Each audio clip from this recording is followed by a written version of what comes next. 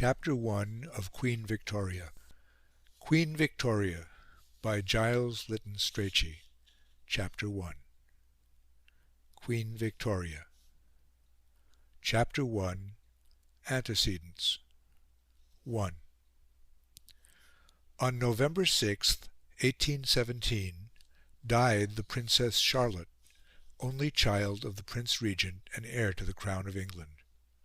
Her short life had hardly been a happy one.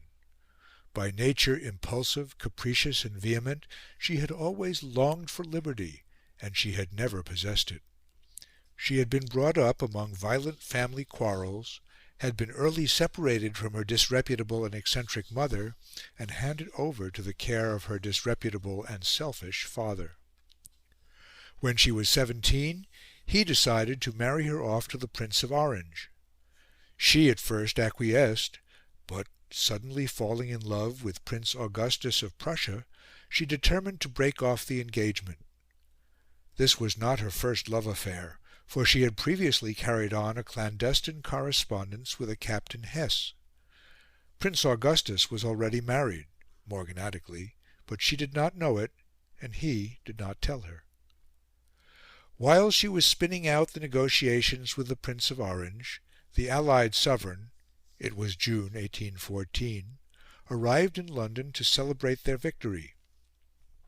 Among them, in the suite of the Emperor of Russia, was the young and handsome Prince Leopold of Saxe-Coburg.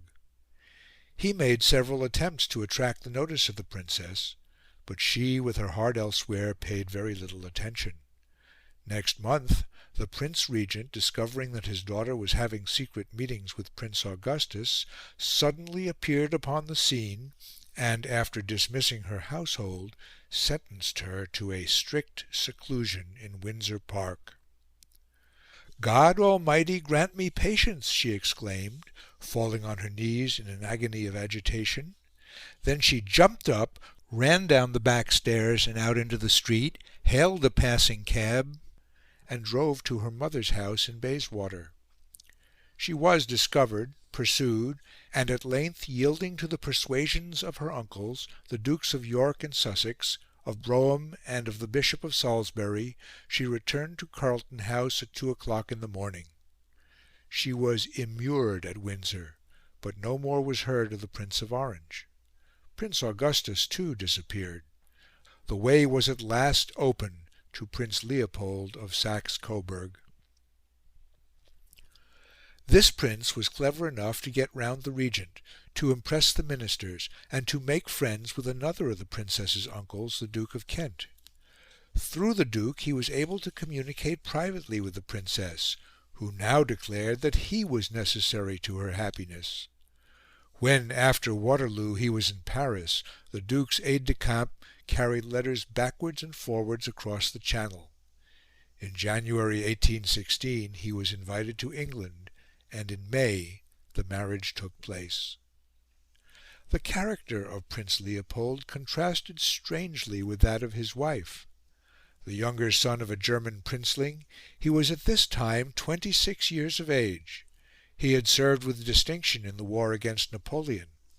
He had shown considerable diplomatic skill at the Congress of Vienna, and he was now to try his hand at the task of taming a tumultuous princess. Cold and formal in manner, collected in speech, careful in action, he soon dominated the wild, impetuous, generous creature by his side. There was much in her, he found, of which he could not approve.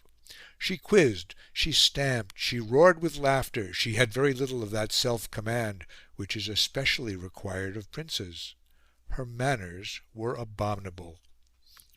Of the latter he was a good judge, having moved, as he himself explained to his niece many years later, in the best society of Europe, being in fact what is called in French de la fleur des pois. There was continual friction, but every scene ended in the same way. Standing before him like a rebellious boy in petticoats, her body pushed forward, her hands behind her back, with flaming cheeks and sparkling eyes, she would declare at last that she was ready to do whatever he wanted. "If you wish it, I will do it," she would say. "I want nothing for myself." He invariably answered, "When I press something on you, it is from a conviction that it is for your interest and for your good." Among the members of the household at Claremont, near Esher, where the royal pair were established, was a young German physician, Christian Friedrich Stockmar. He was the son of a minor magistrate in Coburg, and, after taking part as a medical officer in the war, he had settled down as a doctor in his native town. Here he had met Prince Leopold, who had been struck by his ability, and, on his marriage, brought him to England as his personal physician. A curious fate awaited this young man. Many were the gifts which the future held in store for him, many and various: influence, power, mystery, unhappiness, a broken heart. At Claremont his position was a very humble one, but the Princess took a fancy to him, called him Stocky, and romped with him along the corridors. Dyspeptic by constitution, melancholic by temperament, he could yet be lively on occasion, and was known as a wit in Coburg. He was virtuous, too, and served the royal menage with approbation. "My master," he wrote in his diary, "is the best of all husbands in all the 5 quarters of the globe, and his wife bears him an amount of love, the greatness of which can only be compared with the English national debt." Before long he gave proof of another quality, a quality which was to colour the whole of his life-cautious sagacity. When, in the spring of 1817, it was known that the Princess was expecting a child, the post of one of her physicians in ordinary was offered to him, and he had the good sense to refuse it. He perceived that his colleagues would be jealous of him, that his advice would probably not be taken, but that if anything were to go wrong, it would be certainly the foreign doctor who would be blamed. Very soon, indeed, he came to the opinion that the low diet and constant bleedings to which the unfortunate Princess was subjected were an error. He drew the Prince aside, and begged him to communicate this opinion to the English doctors, but it was useless. The fashionable lowering treatment was continued for months.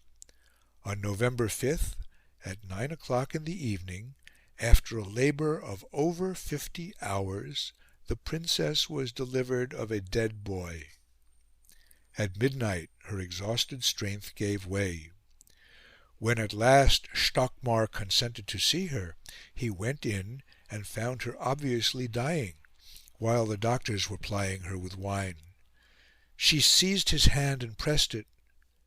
"They have made me tipsy," she said. After a little he left her, and was already in the next room when he heard her call out in her loud voice, "Stocky! Stocky!" As he ran back, the death rattle was in her throat. She tossed herself violently from side to side, then suddenly drew up her legs, and it was over. The Prince, after hours of watching, had left the room for a few moments' rest, and Stockmar had now to tell him that his wife was dead. At first he could not be made to realise what had happened. On their way to her room he sank down on a chair, while Stockmar knelt beside him. It was all a dream. It was impossible. At last, by the bed, he too knelt down and kissed the cold hands. Then, rising and exclaiming, "Now I am quite desolate. Promise me never to leave me," he threw himself into Stockmar's arms. 2. The tragedy at Claremont was of a most upsetting kind. The royal kaleidoscope had suddenly shifted, and nobody could tell how the new pattern would arrange itself. The succession to the throne, which had seemed so satisfactorily settled, now became a matter of urgent doubt. George III was still living, an aged lunatic, at Windsor, completely impervious to the impressions of the outer world. Of his 7 sons, the youngest was of more than middle age, and none had legitimate offspring. The outlook, therefore, was ambiguous. It seemed highly improbable that the Prince Regent, who had lately been obliged to abandon his stays and presented a preposterous figure of debauched obesity, could ever again, even on the supposition that he divorced his wife and remarried, become the father of a family. Besides the Duke of Kent, who must be noticed separately, the other brothers in order of seniority were the Dukes of York, Clarence, Cumberland, Sussex and Cambridge. Their situations and prospects require a brief description. The Duke of York, whose escapades in times past with Mrs. Clarke and the army had brought him into trouble, now divided his life between London and a large, extravagantly ordered and extremely uncomfortable country house, where he occupied himself with racing, whist, and improper stories. He was remarkable among the princes for one reason. He was the only one of them, so we are informed by a highly competent observer, who had the feelings of a gentleman. He had been long married to the Princess Royal of Prussia, a lady who rarely went to bed and was perpetually surrounded by vast numbers of dogs, parrots and monkeys. They had no children. The Duke of Clarence had lived for many years in complete obscurity with Mrs. Jordan, the actress, in Bushey Park. By her he had had a large family of sons and daughters, and had appeared, in effect, to be married to her, when he suddenly separated from her and offered to marry Miss Wykeham, a crazy woman of large fortune, who, however, would have nothing to say to him.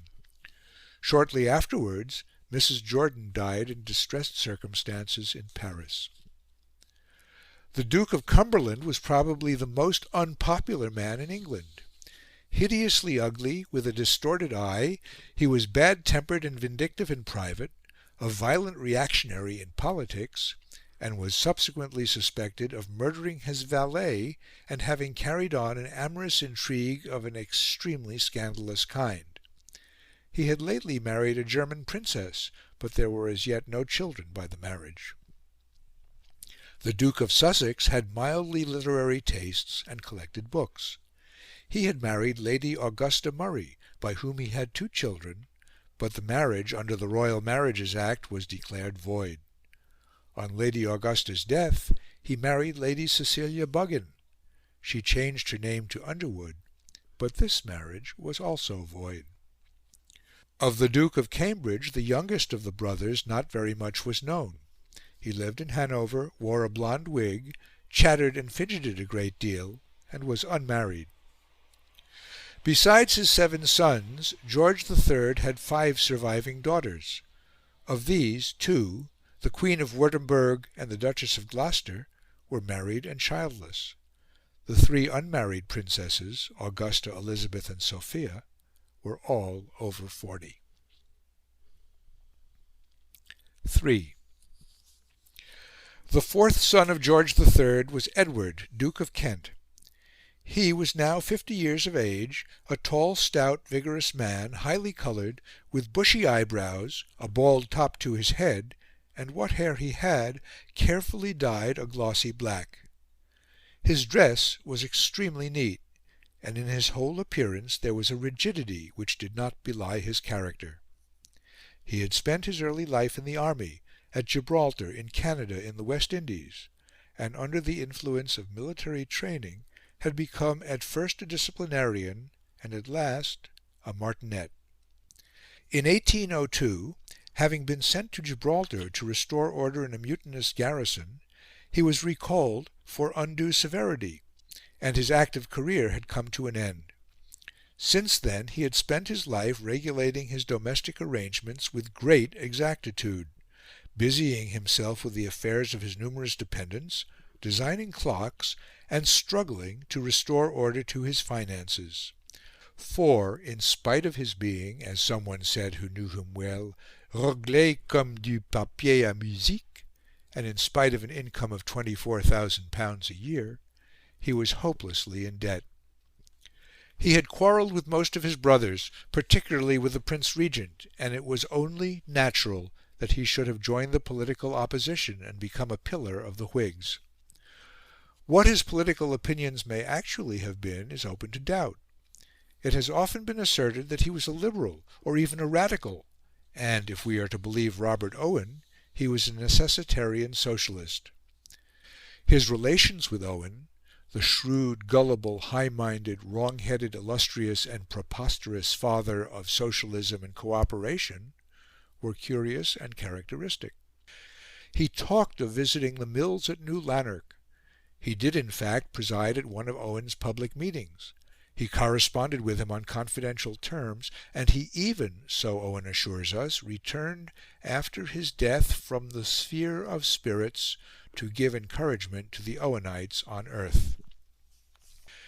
In an especial manner, says Owen, I have to name the very anxious feelings of the spirit of His Royal Highness the late Duke of Kent, who early informed me that there were no titles in the spiritual spheres into which he had entered, to benefit not a class, a sect, a party, or any particular country, but the whole of the human race through futurity. His whole spirit proceeding with me has been most beautiful, Owen adds, making his own appointments, and never in one instance has this spirit not been punctual to the minute he had named. But Owen was of a sanguine temperament. He also numbered among his proselytes President Jefferson, Prince Metternich, and Napoleon, so that some uncertainty must still linger over the Duke of Kent's views. But there is no uncertainty about another circumstance. His Royal Highness borrowed from Robert Owen, on various occasions, various sums of money which were never repaid, and amounted in all to several £100. After the death of the Princess Charlotte, it was clearly important, for more than one reason, that the Duke of Kent should marry. From the point of view of the nation, the lack of heirs in the reigning family seemed to make the step almost obligatory. It was also likely to be highly expedient from the point of view of the Duke. To marry as a public duty, for the sake of the royal succession, would surely deserve some recognition from a grateful country. When the Duke of York had married, he had received a settlement of £25,000 a year. Why should not the Duke of Kent look forward to an equal sum? But the situation was not quite simple. There was the Duke of Clarence to be considered. He was the elder brother, and if he married, would clearly have the prior claim. On the other hand, if the Duke of Kent married, it was important to remember that he would be making a serious sacrifice. A lady was involved. The Duke, reflecting upon all these matters with careful attention, happened, about a month after his niece's death, to visit Brussels, and learnt that Mr. Creevey was staying in the town.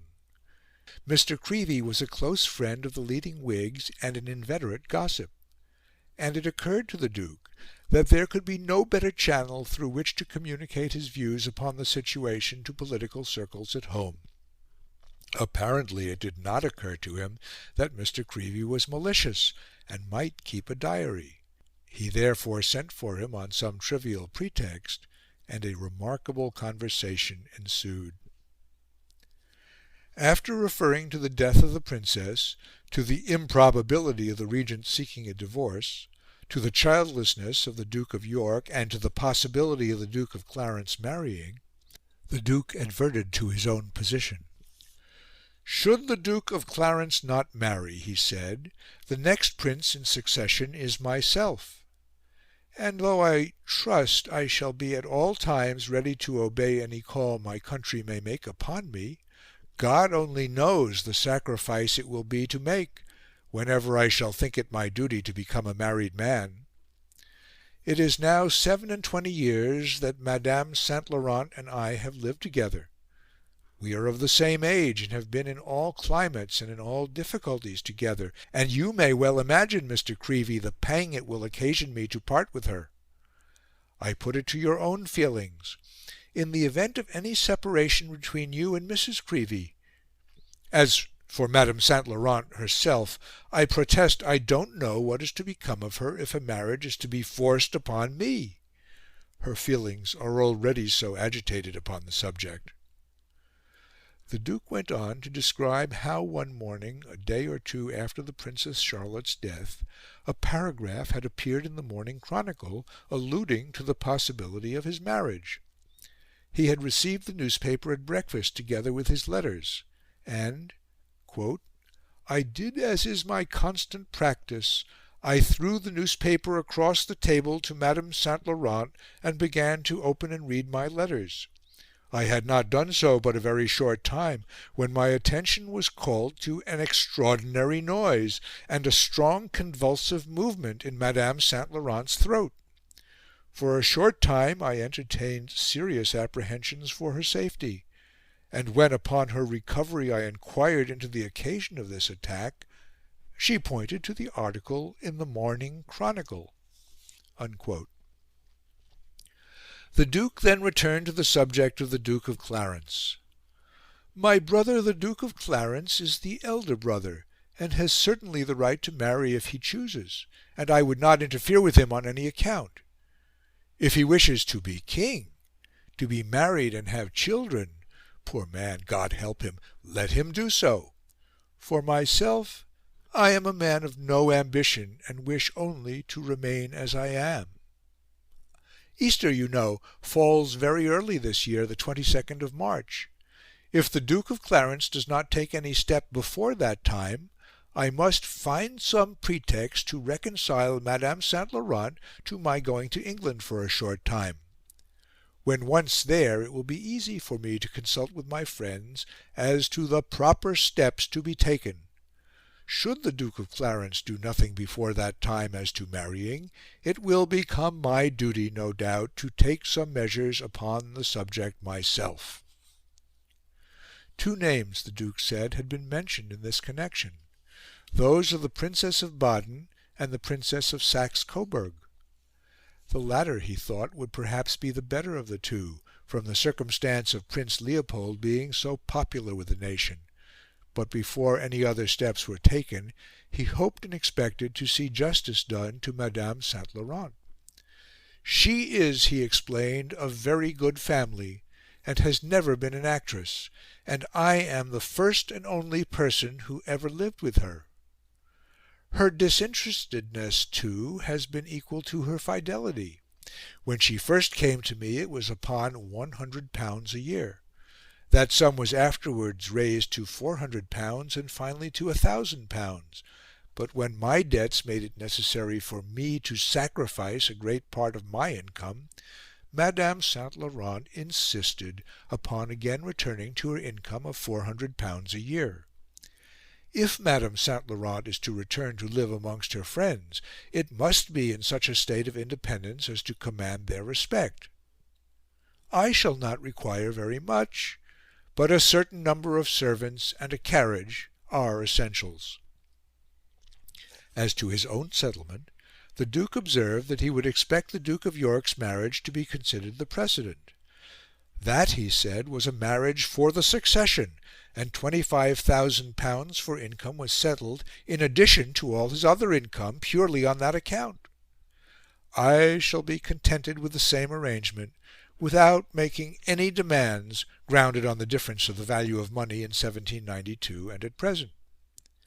As for the payment of my debts," the Duke concluded, "I don't call them great. The nation, on the contrary, is greatly my debtor." Here a clock struck, and seemed to remind the Duke that he had an appointment. He rose, and Mr. Creevey left him. Who could keep such a communication secret? Certainly not Mr. Creevey. He hurried off to tell the Duke of Wellington, who was very much amused. And he wrote a long account of it to Lord Sefton, who received the letter, quote, "very apropos," unquote, while a surgeon was sounding his bladder to ascertain whether he had a stone. "I never saw a fellow more astonished than he was," wrote Lord Sefton in his reply, "at seeing me laugh as soon as the operation was over." Nothing could be more first-rate than the Royal Edward's ingenuousness.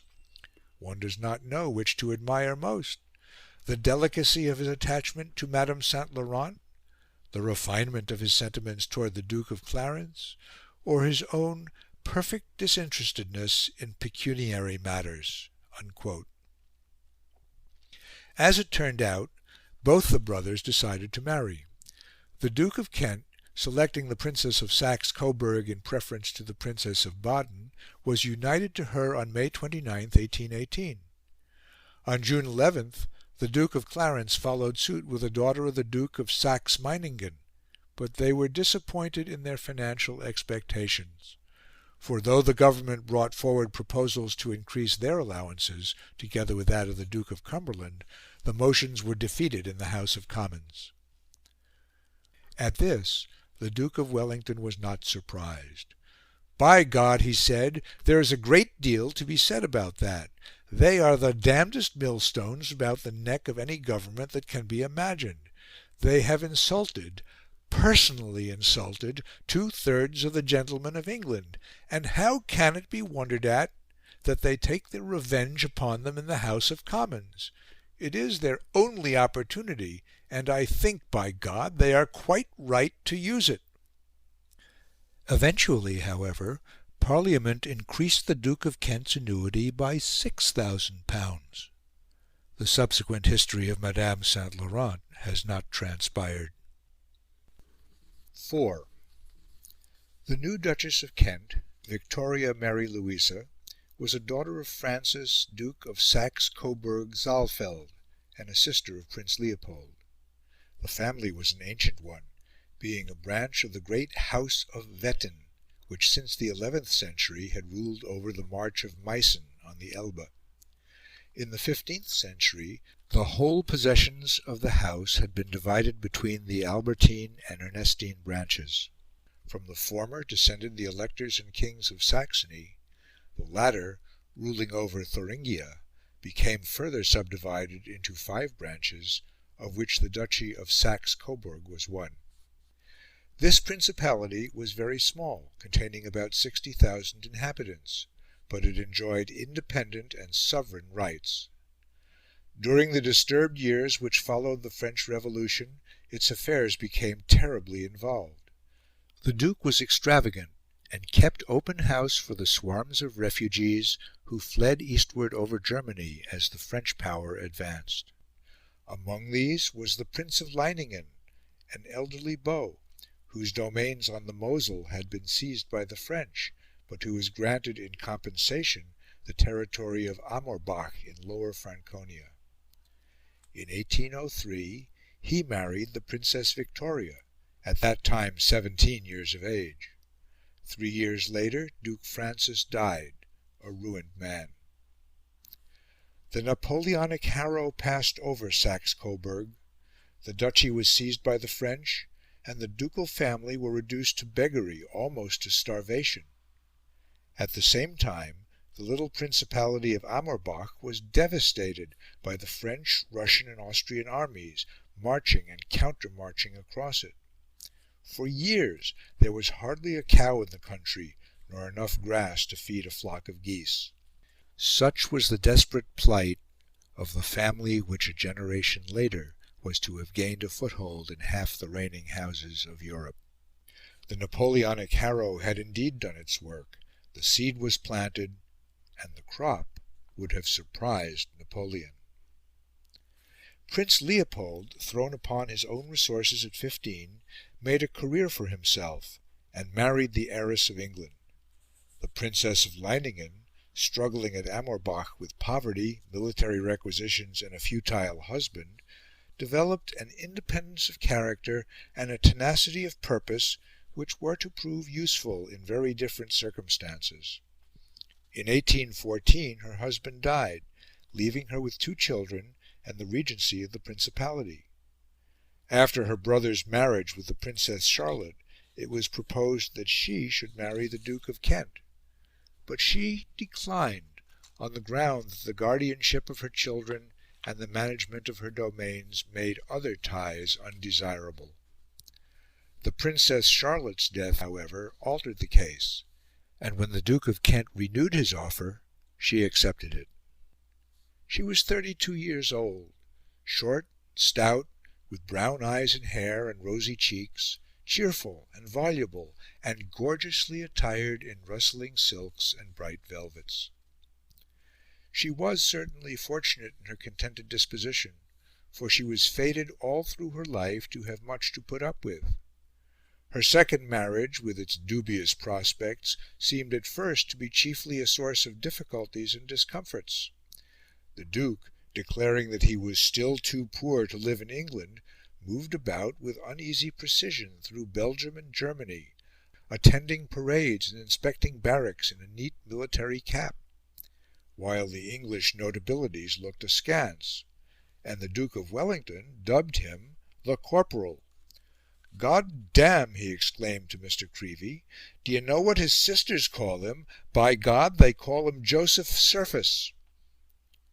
At Valenciennes, where there was a review and a great dinner, the Duchess arrived with an old and ugly lady in waiting, and the Duke of Wellington found himself in a difficulty. "Who the devil is to take out the maid of honour?" he kept asking, but at last he thought of a solution. "Damn Freemantle, find out the mayor and let him do it." So the mayor of Valenciennes was brought up for the purpose, and, so we learned from Mr. Creevey, a capital figure he was. A few days later, at Brussels, Mr. Creevey himself had an unfortunate experience. A military school was to be inspected before breakfast. The company assembled; everything was highly satisfactory; but the Duke of Kent continued for so long, examining every detail and asking meticulous question after meticulous question, that Mr. Creevey at last could bear it no longer, and whispered to his neighbour that he was damned hungry. The Duke of Wellington heard him and was delighted.